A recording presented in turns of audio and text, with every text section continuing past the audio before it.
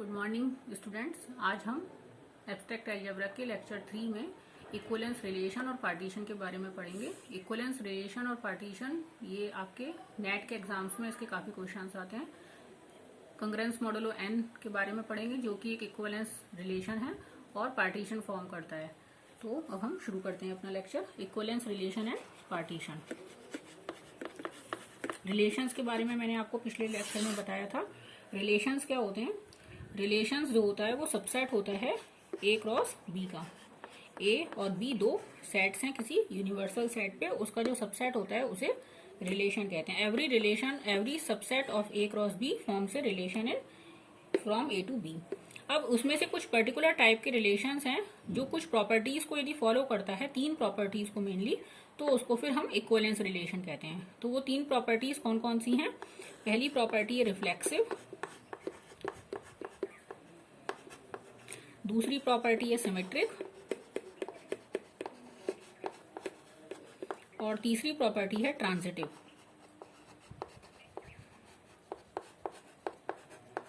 यदि हमारा कोई रिलेशन इन तीनों प्रॉपर्टीज को फॉलो करता है तो उस रिलेशन को इक्विवेलेंस रिलेशन कहते हैं। रिफ्लेक्सिव, अच्छा कोई एलिमेंट ए बी यदि आर में है तो हम इसको कैसे शो करते थे? अभी तक हम इसको शो करते थे कि ए बी बिलोंग करता है आर में, क्योंकि आर क्या है? सबसेट है ए क्रॉस बी का।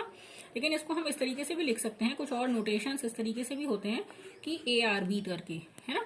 और आर की जगह यदि हम नोटेशन इस तरीके से यूज करें, क्योंकि इक्विवेलेंस रिलेशंस को हम जनरली इसी नोटेशन से शो करते हैं, टॉगल से, तो हम ए आर बी इस बात को इस तरीके से भी लिख देते हैं, A is equivalent to B. Equivalence relation के लिए जनरली हम इस नोटेशन का प्रयोग करते हैं, जिसे हम इंग्लिश में टॉगल भी बोलते हैं।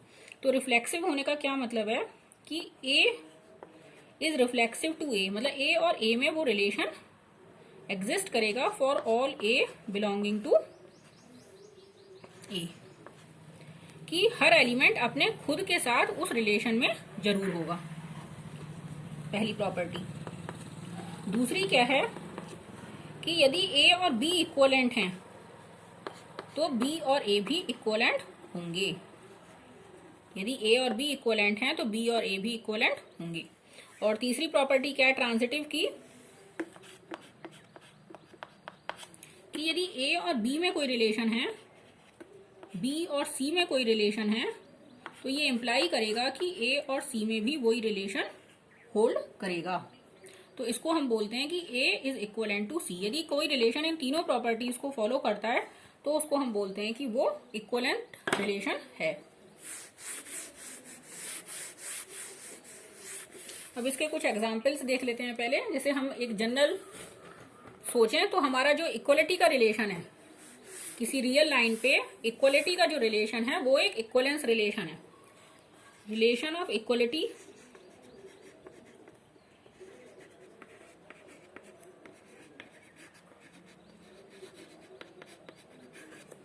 in real line is equivalence relation।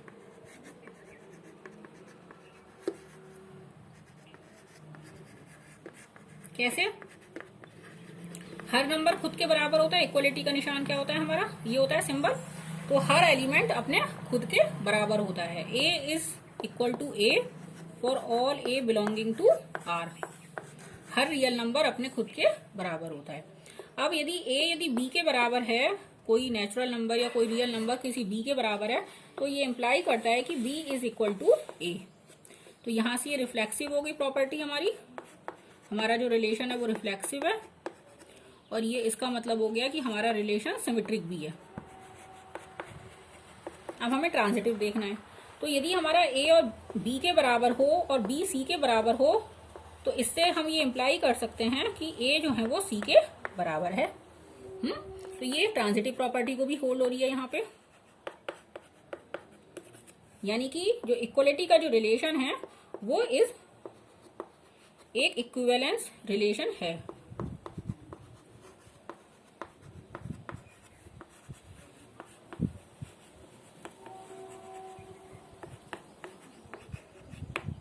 ठीक है। अब उसके बाद यदि हम ग्रेटर देन के रिलेशन को देखें तो क्या वो इक्विवेलेंस रिलेशन है?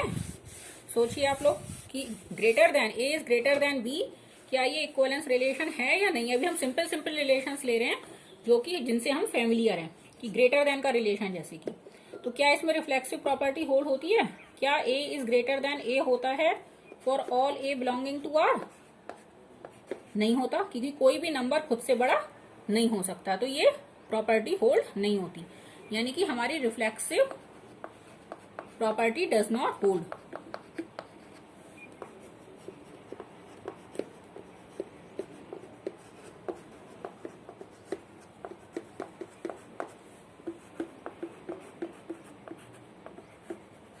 है ना। तो ग्रेटर देन का जो रिलेशन है इज नॉट इक्विवेलेंस रिलेशन।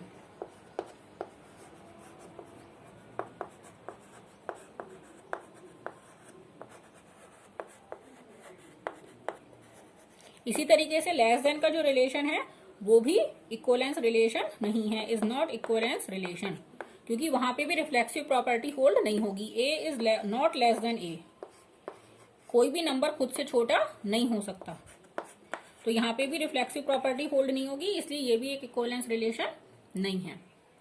यदि हम ज्योमेट्री के कुछ एग्जांपल्स लें तो आप ज्योमेट्री से आपने पैरेलल और परपेंडिकुलर लाइंस के बारे में पढ़ा है। तो क्या पैरेललिज्म का जो रिलेशन है कि A is parallel to B, क्या ये इक्विवेलेंस रिलेशन है हमारा। A is parallel to B in plane R square, real plane में है हम, क्या इस प्लेन में ये रिलेशन इक्विवेलेंस रिलेशन है। तो देखते हैं कि क्या हर लाइन खुद के पैरेलल होती है। A is parallel to A for all A belonging to R square. Very good, हर लाइन खुद के पैरेलल होती है क्योंकि ज्योमेट्री से हमें पता है, तो रिफ्लेक्सिव है ये। फिर यदि ए इज पैरेलल टू बी है तो ये इंप्लाई करता है कि बी इज पैरेलल टू ए होगा, ये भी ठीक है कि यदि ए और बी दो लाइंस पैरेलल हैं तो वो दोनों एक लाइन दूसरे के पैरेलल है तो दूसरी भी पहले के पैरेलल होगी। तीसरी प्रॉपर्टी है कि A is parallel to B and B is parallel to C. तो इन दोनों बातों से हम ये कह सकते हैं कि ए इज पैरेलल टू सी होता है। यदि ए बी के पैरेलल है, आप सोच के देखिए, ए बी के पैरेलल है, बी सी के पैरेलल है, तो ए और सी भी आपस में पैरेलल हो जाएंगी, ये दोनों लाइंस भी पैरेलल होंगी एक दूसरे के, तो यहाँ ये ट्रांजिटिविटी भी होल्ड हो रही है। यानी कि जो पैरेललिज्म का जो रिलेशन है वो एक इक्विवेलेंस रिलेशन है। ये मैं बहुत डिटेल में आपको बता रही हूँ क्योंकि ये एक बहुत इंपॉर्टेंट टॉपिक है और अलजेब्रा में कोई भी टॉपिक सही से समझना बहुत जरूरी है। इसमें क्वेश्चंस एक्सरसाइजेस नहीं है, सिर्फ कॉन्सेप्ट्स हैं। अगला एक बहुत जनरल एग्जाम्पल है जिसमें कंफ्यूज होते हैं स्टूडेंट्स, वो है परपेंडिकुलर का रिलेशन, कि दो लाइंस एक दूसरे के परपेंडिकुलर हैं, तो क्या ये रिलेशन इक्विवेलेंस रिलेशन होगा। बताइए आप लोग। देखिए जैसे ए है कोई लाइन, तो वो क्या खुद के परपेंडिकुलर होती है कभी। कोई भी लाइन खुद के परपेंडिकुलर नहीं होती, यानी कि यहाँ पे रिफ्लेक्सिविटी ही होल्ड नहीं हो रही, पहली प्रॉपर्टी ही होल्ड नहीं हो रही।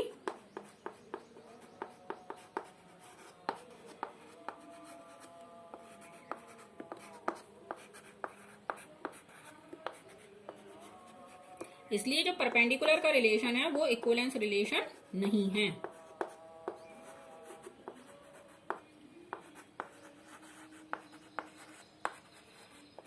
इन प्लेन आर स्क्वायर, प्लेन में ही चल रहे हैं अभी हम, जब ज्योमेट्री के एग्जांपल्स हैं हमारे पास। तो एक और एग्जांपल हम लेते हैं कि x1 y1 और x2 y2 दो हमारे एलिमेंट्स हैं आर स्क्वायर में, और इसमें हम एक इक्विवेलेंस रिलेशन डिफाइन कर रहे हैं कि x1 y1 is equivalent to x2 y2 if x1 square plus y1 square is equals to x2 square plus y2 square. ये हमने डिफाइन किया है कि ये दो एलिमेंट्स इक्वलेंट कब होंगे, जब x1 square plus y1 square is equals to x2 square plus y2 square होगा। अब हमें इस रिलेशन को एग्जामिन करना है कि क्या ये रिलेशन इक्विवेलेंस रिलेशन है या ये रिलेशन इक्विवेलेंस रिलेशन नहीं है। ठीक है, तो अब हम एक एक करके इसमें सारी प्रॉपर्टीज को चेक करते हैं कि हमारी कौन कौन सी प्रॉपर्टीज में होल्ड हो रही है, कौन सी नहीं होल्ड हो रही, ये इक्विवेलेंस रिलेशन बनता है या नहीं बनता। पहली प्रॉपर्टी क्या है हमारी, रिफ्लेक्सिव।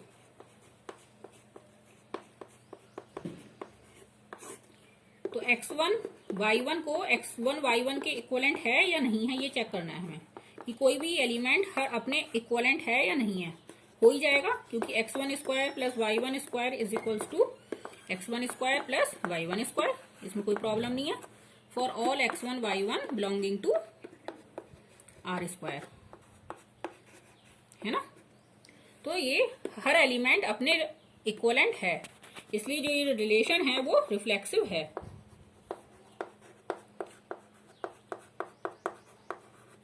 अगला है सिमेट्रिक। प्रॉपर्टी को चेक करना है हमें।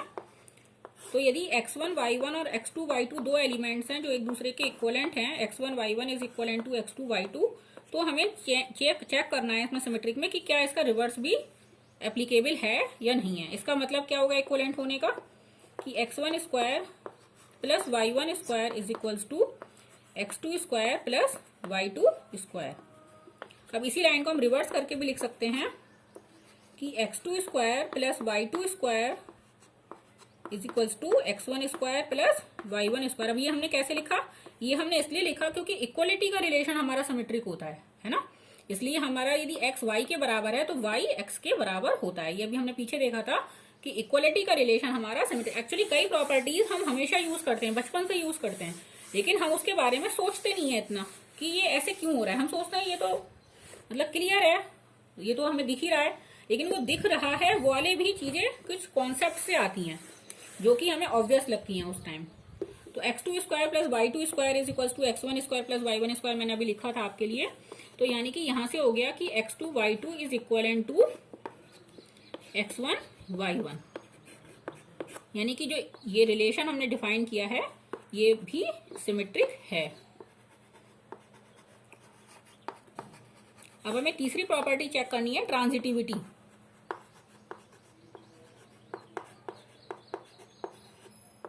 तो हमारे पास तीन एलिमेंट हैं जिसमें x1 y1 इक्वलेंट है x2 y2 के और x2 y2 इक्वलेंट है x3 y3 के। फिर हमें चेक करना है कि क्या x1 y1 x3 y3 के इक्वलेंट है, ये इन दोनों के बीच में कुछ रिलेशन है क्या, ये हमें चेक करना है। तो पहली लाइन से हमें क्या मतलब निकल रहा है कि x1 y1 इक्वलेंट है x2 y2 के, यानी कि x1 square plus y1 square is equals to x2 square plus y2 square. और इस दूसरी लाइन से हमें क्या मतलब निकल रहा है, ये दोनों एलिमेंट्स के इक्वलेंट होने का क्या मतलब है कि x2 square plus y2 square is equals to x3 square plus y3 square. Again अभी हमने पीछे देखा था कि हमारा इक्वलिटी का रिलेशन क्या है, वो ट्रांजिटिव है। तो यानी कि x is equals to y, a is equals to b and b is equals to c। तो इसका मतलब है कि a is equals to c आप लिख सकते हैं, क्योंकि इक्वलिटी का रिलेशन कैसा है, ट्रांजिटिव रिलेशन है। उस इक्वलिटी के रिलेशन की मदद से हम ये लाइन लिख सकते हैं कि x1 square plus y1 square is equals to x3 square plus y3 square. और इससे हमें ये पता चलता है कि x1 y1 is equivalent to x3 y3, यानी कि ये रिलेशन भी ट्रांजिटिव है। तो तीनों प्रॉपर्टीज होल्ड हो रही हैं, रिफ्लेक्सिव, सिमेट्रिक और ट्रांजिटिव, यानी कि इन तीनों प्रॉपर्टीज के होल्ड होने से ये हो गया कि this is an equivalence relation in are square.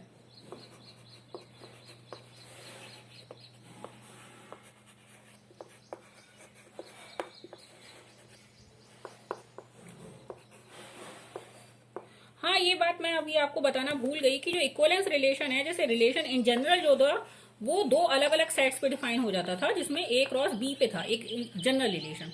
लेकिन जब हम इक्विवेलेंस रिलेशन की बात कर रहे हैं तो बी जो है वो ए के इक्वल ही है, बी इज इक्वल्स टू ए है, और आर जो है वो ए क्रॉस ए पे डिफाइन है इक्विवेलेंस रिलेशंस के केस में, मतलब पर्टिकुलर केस है रिलेशंस का जिसमें B is equals to A है, तो R is a subset of A cross B, क्योंकि हमें रिफ्लेक्सिविटी चेक करनी होती है, तो B जो है वो A के इक्वल ही है, दोनों सेट्स एक ही हैं।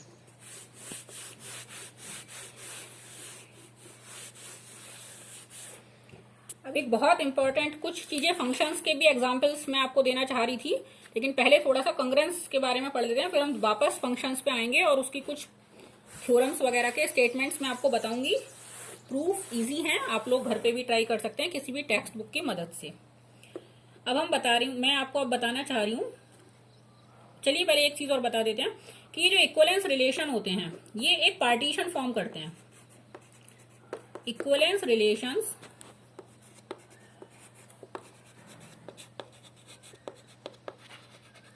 forms a partition in X.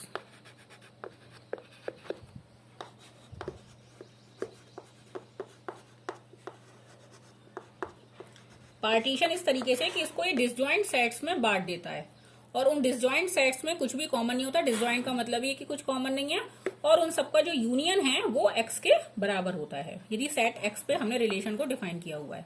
और कन्वर्सली ये थ्योरम है, every partition of X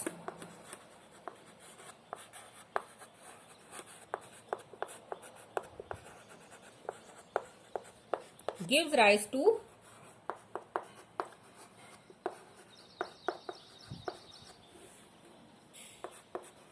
an equivalence relation.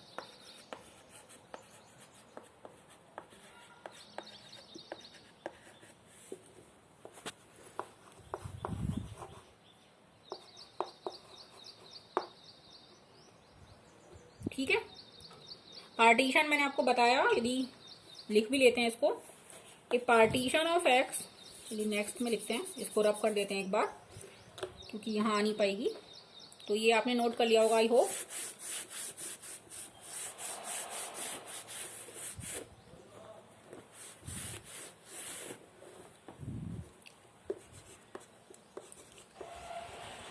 A partition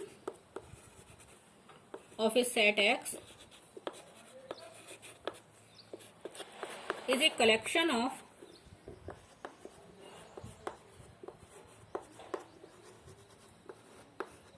non-empty sets X1,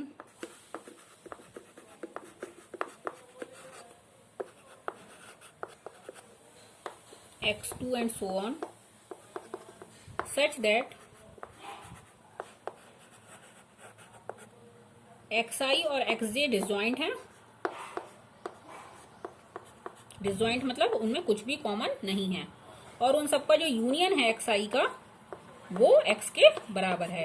union किसके ऊपर? इंडेक्स सेट I के ऊपर। मैं आपको जो ओरली बता रही थी वो मैंने एक बार डेफिनेशन इसकी लिख दिया पार्टीशन की, कि पार्टीशन एक ऐसे कलेक्शंस को कहते हैं नॉन एम्प्टी सेट्स के, जो आपस में डिसजॉइंट हो और जिनका यूनियन कंप्लीट सेट X के बराबर हो।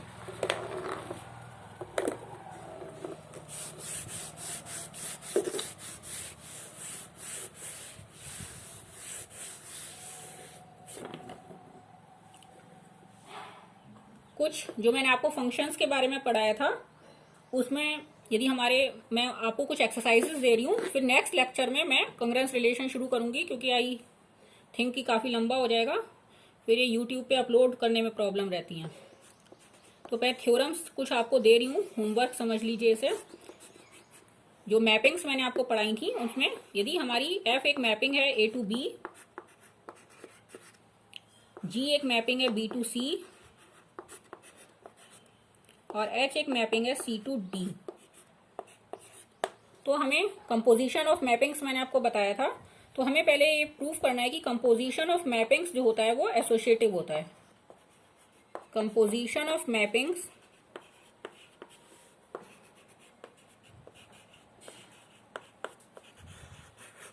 Is associative.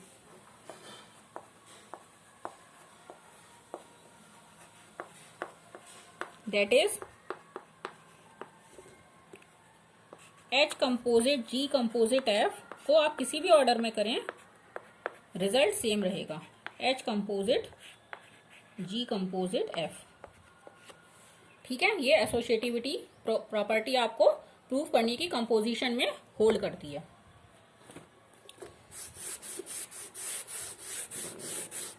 बहुत आसान आसान इनके प्रूफ्स हैं, आप ट्राई कीजिएगा।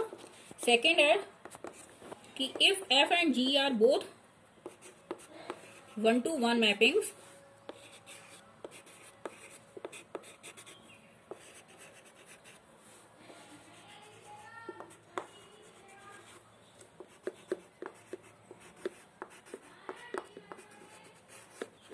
then G composite F is also 1-to-1.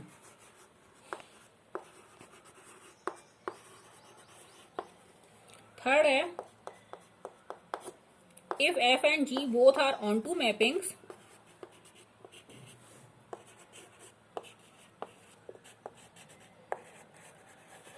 One one mapping को मैंने आपको एक और नाम भी बताया था, इंजेक्टिव मैपिंग कहते हैं ना।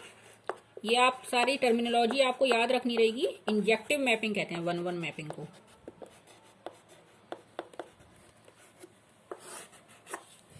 और if F and G both are onto mappings,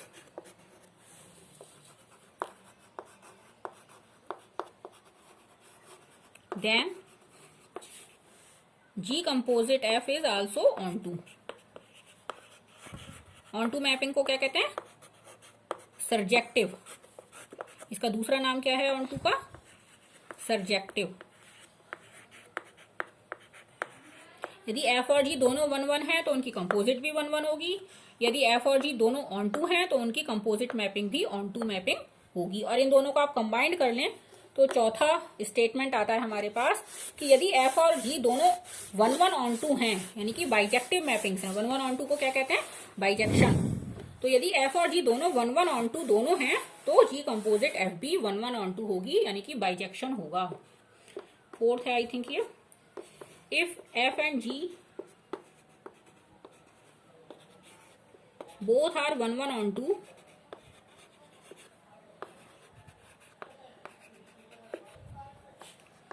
so is G composite F. So is का मतलब क्या हुआ कि वैसे ही जी कंपोजिट एफ भी होगी। दोनों 1-1 ऑन टू हैं, यानी कि दोनों बाइजेक्शन हैं, तो जी कंपोजिट एफ भी एक बाइजेक्टिव मैपिंग होगी। और बाइजेक्टिव मैपिंग मैंने आपको बताया था बहुत इंपॉर्टेंट होती हैं हमारे लिए, क्योंकि इनका इनवर्स एग्जिस्ट करता है ना। तो यदि जी कंपोजिट एफ, अगला हमारा स्टेटमेंट है कि यदि जी कंपोजिट एफ बाइजेक्टिव है तो इसका इनवर्स क्या होगा, ये हमको दिखाना है कि इसका इनवर्स एफ और जी के इनवर्स से कैसे रिलेट करेगा। यदि ये बाइजेक्टिव है, पहली बात तो बाइजेक्टिव हो, और यदि बाइजेक्टिव है तो देन बाइजेक्टिव कब होगी? जब एफ और जी दोनों बाइजेक्टिव होंगी, तब ये बाइजेक्टिव होगी। और जब ये दोनों बाइजेक्टिव होंगी तो क्या होगा? इन दोनों का इनवर्स एग्जिस्ट कर रहा होगा, और उन दोनों के इनवर्स से इसका इनवर्स कैसे रिलेट करता है, ये इस थ्योरम का स्टेटमेंट है। तो जी कंपोजिट एफ इनवर्स बराबर होता है एफ इनवर्स कंपोजिट जी इनवर्स। ये सबसे इंपॉर्टेंट स्टेटमेंट अभी तक हमारा निकला। ठीक है, I think I should close my lecture here, and in the next lecture I will continue with congruence relations which are also equivalence relations. Okay.